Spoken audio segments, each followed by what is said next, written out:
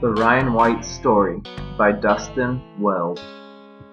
Ryan White was born on December 6, 1971 in Kokomo, Indiana.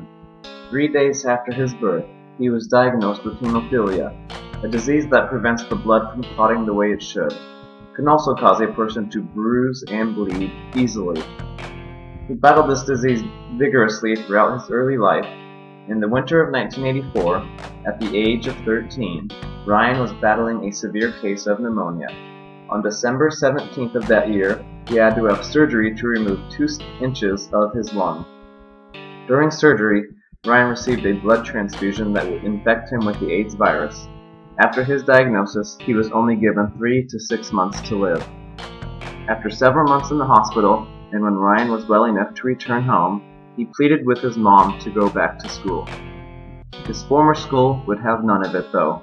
Parents, teachers, and administrators vehemently denied his right to return to school. They were afraid that he may infect the students and staff. After a long court battle, Ryan was allowed to take classes through the telephone. More court battles later took place, and a judge ruled that Ryan should be allowed back to school.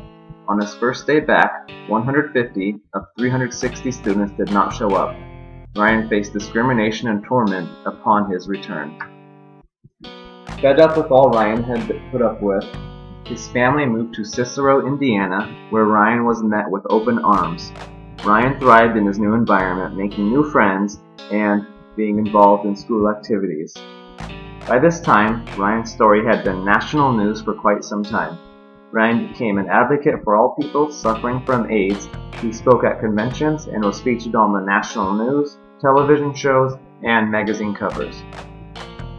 Several celebrities came to Ryan's side and defense throughout the difficult times he faced. Greg Louganis gave him one of his Olympic gold medals. He also met Elton John, Michael Jackson, Howie Long, and Bruce Willis.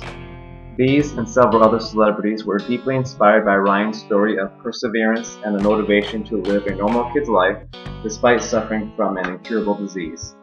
There was even a movie made about Ryan called The Ryan White Story. On April 8, 1990, Ryan passed away due to complications that arose from a severe respiratory infection. He passed away with his family and Elton John by his side. More than 1,500 people attended his funeral. Several celebrities were the pallbearers, and his funeral was broadcasted on national television. Ryan White changed how people who suffer from HIV and AIDS were treated by the public.